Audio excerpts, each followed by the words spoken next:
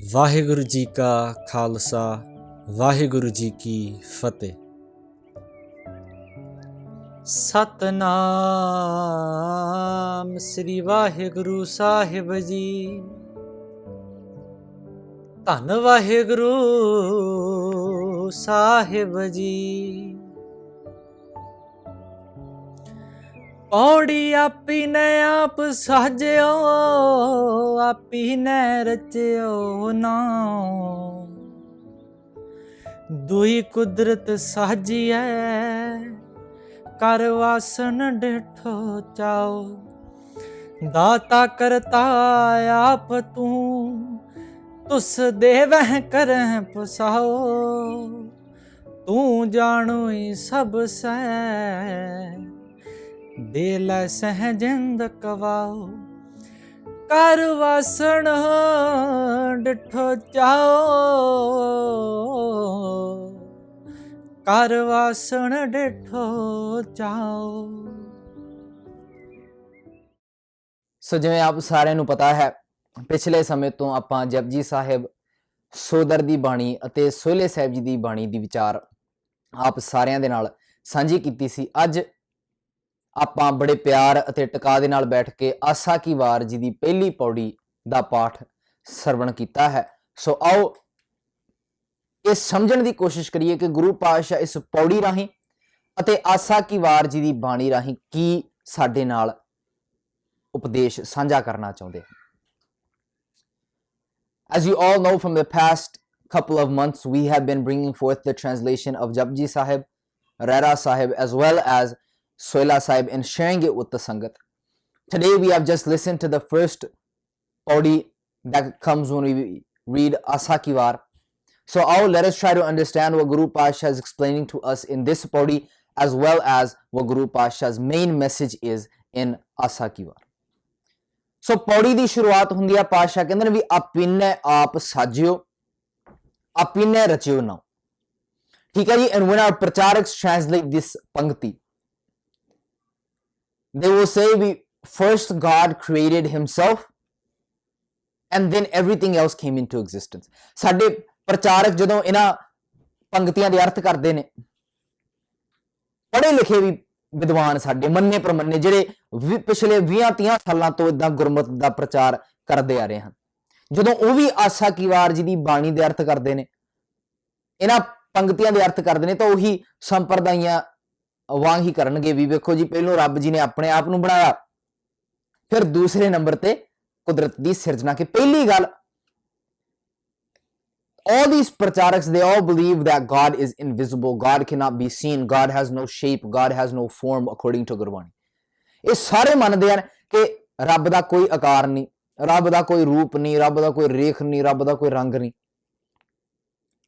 ਤਾਂ ਫਿਰ ਵੀ ਸਾਡਾ ਸਵਾਲ ਉੱਥੇ ਦਾ ਉੱਥੇ ਖੜਾ ਹੈ, ਜੇ ਰੱਬ ਦਿਸਦਾ ਨਹੀਂ, ਜੇ ਰੱਬ ਦਾ ਕੋਈ ਆਕਾਰ ਨਹੀਂ, ਤਾਂ ਉਹਨੇ ਆਪਣੇ ਆਪ ਨੂੰ ਬਣਾਇਆ ਕਿੱਦਾਂ ਫਿਰ?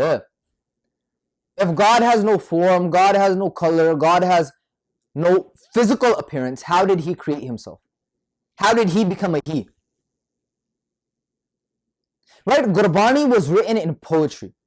Just like any poem, to understand it, you have to delve beneath the surface. ਸੌਖੀ ਜਿਹੀ ਉਦਾਹਰਨ, ਆਪਾਂ ਆਮ ਕਰਕੇ ਜਦੋਂ ਦਸੰਬਰ ਦਾ ਮਹੀਨਾ ਚੱਲਦਾ ਹੈ, ਸਾਹਿਬਜ਼ਾਦਿਆਂ ਦੀਆਂ ਗੱਲਾਂ ਜਦੋਂ ਅਸੀਂ ਕਰਦੇ ਹਾਂ, ਆਨੰਦਪੁਰ ਦੇ ਵਿਛੋੜੇ ਦੀ ਗੱਲ ਜਦੋਂ ਚੱਲਦੀ ਹੈ, ਪਰਿਵਾਰ ਦਾ ਵਿਛੋੜਾ, ਆਪਾਂ ਪੜ੍ਹਦੇ ਹਾਂ ਵੀ ਮਾਹੀ ਦੇ ਵਿਛੋੜੇ ਵਾਲੀ ਰਾਤ ਆਈ ਕਹਿਰ ਦੀ, ਗਲੀ ਗਲੀ ਰੋਂਦੀ ਹੈ ਆਨੰਦਪੁਰ ਸ਼ਹਿਰ ਦੀ। ਹੁਣ ਸਾਨੂੰ ਸਾਰਿਆਂ ਨੂੰ ਪਤਾ ਹੈ ਕਿ ਗਲੀਆਂ ਰੋਂਦੀਆਂ ਨਹੀਂ ਹੁੰਦੀਆਂ, ਕਵੀ ਦਾ ਢੰਗ ਤਰੀਕਾ ਹੁੰਦਾ ਗੱਲ ਸਮਝਾਉਣ ਦਾ। And if we do not delve beneath the surface of poetry to try to understand what message the author is trying to convey to us, we are doing a grave injustice to the author and to his work. So imagine when we do not try to understand Gurbani's main message, when we do not delve beneath the surface, what are we doing? We are doing a grave injustice to Gurbani, and we are doing a grave injustice to our Guru Sahiban, to our Bhagat Sahiban, to the authors whose Bani is in Guru Granth Sahib Ji.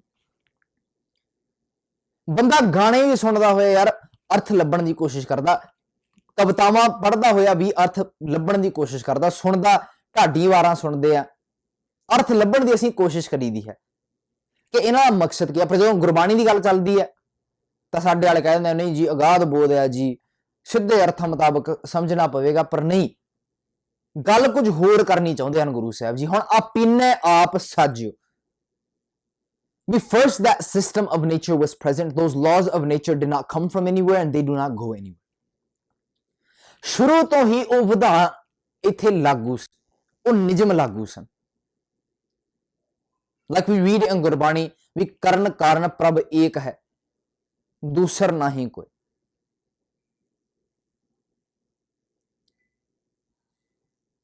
ਜੇ ਆਪਾਂ ਗੁਰਬਾਣੀ ਵਿੱਚ ਪੜ੍ਹਦੇ ਹਾਂ ਵੀ ਆਪੇ ਕੀਆ ਕਰਾਇਆ, ਆਪੇ ਕਰਨੇ ਜੋਗ, ਨਾਨਕ ਏਕੋ ਰਬ ਰਹਿਆ, ਦੂਸਰ ਹੁਆ ਨਾ ਹੋ। ਹੁਣ ਆਪੀਨੇ ਆਪ ਸਾਜਿਓ, ਆਪੀਨੇ ਰਚਿਓ ਨਾ, ਕਹਿੰਦੇ ਦੁਈ ਕੁਦਰਤ ਸਾਜੀਏ।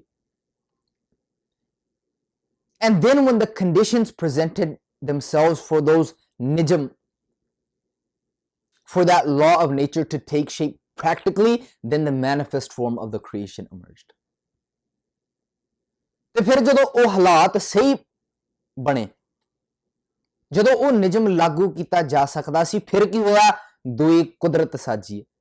ਫਿਰ ਉਹਨਾਂ ਨਿਯਮਾਂ ਤੋਂ ਜਿਹੜਾ ਕੁਦਰਤ ਦਾ ਪਸਾਰਾ ਹੈ ਉਹ ਹੋਂਦ ਦੇ ਵਿੱਚ ਆਇਆ। ਹੁਣ ਸੌਖੀ ਸਿੰਪਲ ਜੀ ਗੱਲ ਹੈ। It is simple, right? Water, there is a nijm, there is a law of nature that is put on water, right? When it is stable, when conditions are stable, water is in its liquid state. ਪਾਣੀ ਦੇ ਉੱਤੇ ਨਿਯਮ ਲਾਗੂ ਹੁੰਦਾ ਹੈ। ਜਦੋਂ ਹਾਲਾਤ ਬਿਲਕੁਲ ਠੀਕ ਹਨ ਤਾਂ ਉਹਨੂੰ ਪੀ ਸਕਦੇ ਆ, ਉਹਨੂੰ ਵਰਤਿਆ ਜਾ ਸਕਦਾ ਹੈ। ਜਦੋਂ 32 ਡਿਗਰੀ ਤੇ ਪਹੁੰਚ ਜਾਂਦਾ ਹੈ, 0 ਤੇ ਪਹੁੰਚ ਜਾਂਦਾ, ਫਿਰ ਕੀ ਹੁੰਦਾ ਜੀ? ਉਹ ਬਰਫ਼ ਬਣ ਜਾਂਦਾ ਹੈ, ਫਰੀਜ਼ ਹੋ ਜਾਂਦਾ। ਨਿਯਮ ਲਾਗੂ ਹੋਇਆ ਸੀ ਨਾ, ਨਿਯਮ ਉੱਥੇ ਹੀ ਸੀ ਪਰ ਹਾਲਾਤ ਨਹੀਂ ਸੀ ਬਣੇ। ਜਦੋਂ ਹਾਲਾਤ ਬਣ ਗਏ, ਨਿਯਮ ਵੀ ਲਾਗੂ ਹੋ ਗਏ। ਇਸੇ ਤਰ੍ਹਾਂ ਪਹਿਲੋਂ ਨਿਯਮ ਲਾਗੂ ਸੀ। First, that law of nature was always there, but when the conditions presented in themselves, then the manifest form of the creation emerged. ਉਹ ਵਿਧਾਨ ਉੱਥੇ ਹੀ ਸੀ,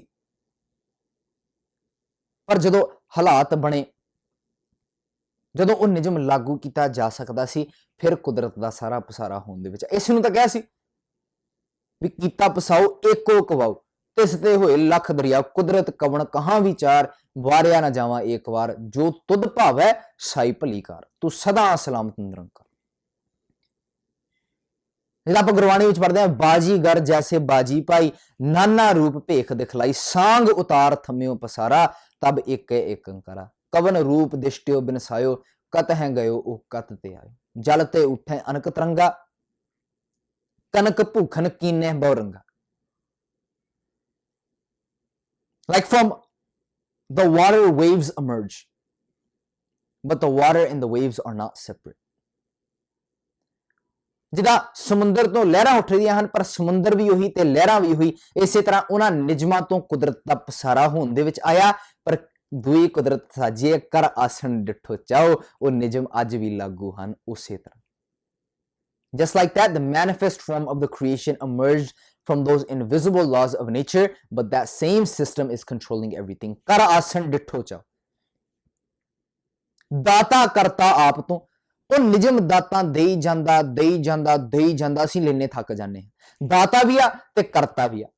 That law of nature created everything and it is sustaining everything today, right? We do everything according to that law of nature. Think of anything that we do during the day, anything that any animal does, whether it is in the sky, whether it is in the water, whether it is on earth, everything is happening according to that law. Data karta aap tu, tus dev hai, kar hai pasao. And we use the gifts that nature bestows upon us. तो कहते हैं तू जानो ही सब से ते ले से जिंद कवाओ. And the word for word meaning is that law of nature knows everything, that God knows everything, right? Because the God of Guru Granth Sahib Ji is the system of nature. So how can the system of nature be our inner knower? What does Guru Pasha mean by saying ਤੂੰ ਜਾਣੋ ਹੀ ਸਭ ਸੇ? ਸਿੱਧੇ ਅਰਥਾਂ ਮੁਤਾਬਕ ਤਾਂ ਇਹਦੇ ਅਰਥ ਇਹੀ ਬਣਦੇ ਨਾ ਵੀ ਤੂੰ ਜਾਣਦਾ ਹਾਂ। ਆਪਾਂ ਆਮ ਕਰਕੇ ਸੁਣਦੇ ਆ ਵੀ ਰੱਬ ਜਾਣਦਾ ਜੀ, ਅੰਤਰਜਾਮੀ ਆ ਜੀ, ਅੰਦਰਲਿਆਂ ਨੂੰ ਜਾਣਦਾ ਹੈ। ਪੜ੍ਹੇ ਲਿਖੇ ਵਿਦਵਾਨ ਵੀ ਇਦਾਂ ਹੀ ਕਰਨਗੇ ਵੀ ਨਹੀਂ ਜੀ ਰੱਬ ਅੰਦਰਲਿਆਂ ਨੂੰ ਜਾਣਦਾ ਜੀ। ਇਹਦਾ ਮਤਲਬ ਦਿਮਾਗ ਹੋਇਆ ਰੱਬ ਦਾ। ਫਿਰ ਕਹਿੰਦੇ ਨਹੀਂ ਜੀ ਰੂਪ ਨਾ ਰੇਖ ਨਾ ਰੰਗ ਕਿਛ ਤ੍ਰੈ ਗੁਣ ਤੇ ਪ੍ਰਭ ਭਿੰਨ। ਕਿਤੇ ਤਾਂ ਖੜ ਜਾਓ ਯਾਰ। ਯਾਨੀ ਗੁਰੂ ਪਾਤਸ਼ਾਹ ਦੀ ਬਾਣੀ ਦੇ ਨਾਲ ਬਹੁਤ ਧੱਕਾ ਕੀਤਾ ਸੀ। ਇੱਕ ਓੰਕਾਰ ਦੇ ਅਰਥ ਜਦੋਂ ਇੱਕ ਵਾਰ ਗਲਤ ਹੋ ਗਿਆ ਨਾ, ਸਾਰੇ ਗੁਰੂ ਗ੍ਰੰਥ ਸਾਹਿਬ ਜੀ ਨੂੰ ਅਸੀਂ ਨਹੀਂ ਸਮਝ ਸਕਦੇ। ਤੂੰ ਜਾਣੋਈ ਸਭ ਸੇ, ਇਹਦੇ ਅਰਥ ਕੀ ਬਣਦੇ ਹਨ? ਇਹਦੇ ਅਰਥ ਇਹੀ ਹਨ ਵੀ ਹਰੇਕ ਸਵਾਲ ਦਾ ਜਵਾਬ ਉਹਨਾਂ ਨਿਯਮਾਂ ਦੇ ਵਿੱਚ ਛਪਿਆ ਹੋਇਆ ਹੈ, ਲੁਕਿਆ ਹੋਇਆ ਹੈ। ਬਸ ਸਾਡੀ ਜ਼ਿੰਮੇਵਾਰੀ ਹੈ ਗਿਆਨ ਦੇ ਰਾਹੀਂ ਉਹਨੂੰ ਪ੍ਰਗਟ ਕਰਨਾ। Our answers to each and every one of our questions can be found within the understanding of that system of nature. Right? Whether it is diseases, what did scientists understand? They understood that system. When they understood that system, what happened? They developed vaccines. Where was the answer? The answer was there. Our intellect was lost. We were not able to grasp what was happening. ਤਰ੍ਹਾਂ ਦੀਆਂ ਬਿਮਾਰੀਆਂ ਫੈਲੀਆਂ। ਡਾਕਟਰਾਂ ਨੇ ਕੀ ਕੀਤਾ? ਡਾਕਟਰਾਂ ਨੇ ਨਿਯਮਾਂ ਨੂੰ ਸਮਝ ਹਾਸਲ ਕਰਕੇ ਉਹਨਾਂ ਨੇ ਦਵਾਈਆਂ ਤਿਆਰ ਕੀਤੀਆਂ। ਜਵਾਬ ਕਿੱਥੋਂ ਮਿਲਿਆ ਉਹਨਾਂ ਨੂੰ? ਨਿਯਮਾਂ ਦੇ ਵਿੱਚ। ਜਵਾਬ ਉੱਥੇ ਸੀ, ਬੰਦੇ ਦੀ ਸੁਰਤ ਗਵਾਚੀ ਸੀ। ਗੁਰੂ ਸਾਹਿਬ ਜੀ ਨੇ ਸਾਡੀ ਸੁਰਤ ਇਕਾਗਰ ਕੀਤੀ ਵੀ ਯਾਰ ਦੇਖ, ਆਲੇ ਦੁਆਲੇ ਦੇਖ, ਇਹਨੂੰ ਖੋਜ ਯਾਰ, ਇਹਨੂੰ ਦੇਖ ਵੀ ਪਾਣੀ ਕਿੱਦਾਂ ਕੰਮ ਕਰਦਾ ਹੈ। ਐਸਾ ਗਿਆਨ ਵਿਚਾਰੇ ਕੋਈ ਤਿਸ ਤੇ ਮੁਕਤ ਪਰਮਗਤ ਹੋਈ। ਦੇਖ ਯਾਰ ਵੀ ਸ਼ਹਿਨਸ਼ੀਲ ਪਵਨ ਅਰ ਪਾਣੀ ਬਸਦਾ ਖਿਮਾ ਨਿਭਰਾਤੇ, ਪੰਜ ਤਤ ਮਿਲ ਭਇਓ ਸੰਜੋਗਾ ਇਨ ਮੈਂ ਕਵਨ ਦੁਰਾਤੇ। ਜਿਨ ਰਚ ਰਚਿਆ ਪੁਰਖ ਵਿਧਾਤੇ, ਨਾਲੇ ਹੋਮੇ ਪਾਈ, ਜਨਮ ਮਰਨ ਉਸ ਹੀ ਕੋ ਹੈ ਰੇ, ਉਹਾ ਆਵੈ ਜਾਈ। ਵਰਨ ਚਹਿਨ ਨਾਹੀ ਕਿਛ ਰਚਨਾ, ਮਿਥਿਆ ਸਗਲ ਪਸਾਰਾ, ਭਣਤ ਨਾਨਕ ਜਬ ਖੇਲ ਸੰਕੋਚੈ, ਤਬ ਇੱਕ ਹੈ ਇੱਕ ਅੰਕਾਰਾ। ਫਿਰ ਵੀ ਉਹ ਨਿਯਮ ਉੱਥੇ ਹੀ ਹੋਣਾ। ਤੂੰ ਜਾਣੋਈ ਸਭ ਸੈ, ਦੇ ਲੈਸੇ ਜਿੰਦ ਕਵਾਓ, ਕਰ ਆਸਣ ਡਿਠੋ ਚਾਓ। And to this day, that system of nature is present everywhere we go. That system of nature is sustaining everything. We do not see it, but without that system, we would not be here. ਸਾਨੂੰ ਦਿਸਦਾ ਨਹੀਂ, ਤਾਂ ਹੀ ਤਾਂ ਕਿਹਾ ਸੀ ਸਰਗੁਣ ਨਿਰਗੁਣ ਥਾਪੈ ਨਾ। ਤਾਂ ਹੀ ਤਾਂ ਕਿਹਾ ਸੀ ਸਰਗੁਣ ਆਪ ਨਿਰਗੁਣ ਆਪ, ਸਰਗੁਣ ਭੀ ਉਹੀ, ਕਲਾ ਧਾਰ ਜਿਨ ਸਗਲੀ ਮੋਹੀ। ਕਿਉਂਕਿ ਤੂੰ ਵੀ ਉਹਦਾ ਰੂਪ ਕਰ ਆਸਣ ਡਿਠੋ ਚ, ਤੇਰੇ ਵਿੱਚ ਵੀ ਲਾਗੂ ਹੈ। ਬਸ ਉਹਨੂੰ ਸਮਝਣ ਦੀ ਕੋਸ਼ਿਸ਼ ਕਰ ਤੇ ਜ਼ਿੰਦਗੀ ਵਿੱਚ ਲਾਗੂ ਕਰਕੇ ਦੇਖ। ਸੋ ਇਸ ਕਰਕੇ ਆਓ, let us read Gurbani, let us understand Gurbani, let us bring Gurbani into our daily lives so that we may live a life full of confidence, a life full of freedom, like our Guru Pasha, like our forefathers lived before us. ਆਓ ਗੁਰਬਾਣੀ ਪੜ੍ਹ ਕੇ, ਵਿਚਾਰ ਕੇ, ਆਜ਼ਾਦੀ ਨਾਲ ਆਪਣੇ ਫੈਸਲੇ ਆਪ ਲਈਏ, ਜਿਵੇਂ ਕਿ ਸਾਡੇ ਪਾਤਸ਼ਾਹ ਨੇ ਲਏ ਸਨ। ਇਹ ਸਮਝਣ ਦੀ ਕੋਸ਼ਿਸ਼ ਕਰੀਏ ਕਿ ਅੱਜ ਦੀ ਡੇਟ ਦੇ ਵਿੱਚ ਸਾਡੀਆਂ ਜ਼ਿੰਮੇਵਾਰੀਆਂ ਕੀ ਹਨ, ਸਮਾਜ ਦੇ ਮੁਤਾਬਕ, ਪਰਿਵਾਰਾਂ ਦੇ ਮੁਤਾਬਕ ਸਾਡੀਆਂ ਜ਼ਿੰਮੇਵਾਰੀਆਂ ਕੀ ਹਨ, ਅਸੀਂ ਕਿਹੜਾ ਰੋਲ ਨਿਭਾ ਸਕਦੇ ਹਾਂ। ਅਤੇ ਵਧੀਆ ਤਰੀਕੇ ਦੇ ਨਾਲ ਉਹਨਾਂ ਜ਼ਿੰਮੇਵਾਰੀਆਂ ਨੂੰ ਸਾਂਭਣ ਦੀ ਕੋਸ਼ਿਸ਼ ਕਰੀਏ, ਜਿਵੇਂ ਕਿ ਸਾਡਿਆਂ ਗੁਰੂ ਪਾਤਸ਼ਾਹਾਂ ਨੇ ਜ਼ਿੰਮੇਵਾਰੀਆਂ 500-600 ਸਾਲ ਪਹਿਲੋਂ ਸਮਾਜ ਨੂੰ, ਦੁਨੀਆ ਨੂੰ ਨਿਭਾ ਕੇ ਵਿਖਾਈਆਂ। ਅੱਜ ਲਈ ਇੰਨੀਆਂ ਬੇਨਤੀਆਂ ਪ੍ਰਵਾਨ ਕਰਨੀਆਂ ਜੀ। ਦਿਓ ਇਜਾਜ਼ਤ, ਬੁਲਾਓ ਫਤਿਹ। ਵਾਹਿਗੁਰੂ ਜੀ ਕਾ ਖਾਲਸਾ, ਵਾਹਿਗੁਰੂ ਜੀ ਕੀ ਫਤਿਹ ਜੀ।